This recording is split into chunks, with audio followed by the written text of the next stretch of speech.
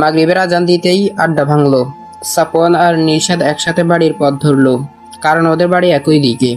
গ্রামের মসজিদের উত্তর পাশে তাওসিফ আর আদনানের বাড়ি, আর দক্ষিণ পাশে নিশাদ আর সাফওয়ানের বাড়ি। সাফওয়ানদের পরিবারটা অনেক বড়, একদম যৌথ পরিবার। ওরা বেশ ধনী। আজ সাফওয়ানের বাবা বিদেশ থেকে ফিরছেন। সকালে ফজরের নামাজ পড়তে গিয়ে সাফওয়ানের সাথে নিশাদের দেখা হয়। সাফওয়ান তখনই বাবার আসার খবরটা দেয়। এমনকি এয়ারপোর্টে যাওয়ার আগেও সাফওয়ান 2-3 বার নিশাদের বাড়ি এসেছিল ওকে ডাকতে। কিন্তু আজ নিশাদের শরীরটা ভালো নেই, গা মেজমেজ করছে। তাই সে আদনানের বাড়ির দিকেও যায়নি। সকাল গড়িয়ে দুপুর হলো। ঠিক আগের দিনের মতোই উঠান থেকে শোনা গেল সাফওয়ানের ডাক। নিশাদ ঘর থেকে বের হয়ে দেখে সাফওয়ানের হাতে রঙিন প্যাকেটের অনেকগুলো চকলেট। সাফওয়ান হেসে বলল, চলো আদনানের বাড়ির দিকে হেঁটে আসি। নিশাদ রাজি হয়ে গেল।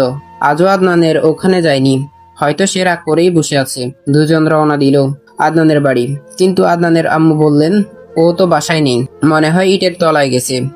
ওখানেই তো ওরা সব সময় বসে আড্ডা দেয়। ইটের তলা হলো গ্রামের শেষ মাথায়, পুরনো ইটের ভাটার পাশে গাছের নিচের জায়গাটা। বিকালে সবাই ওইখানে বসে।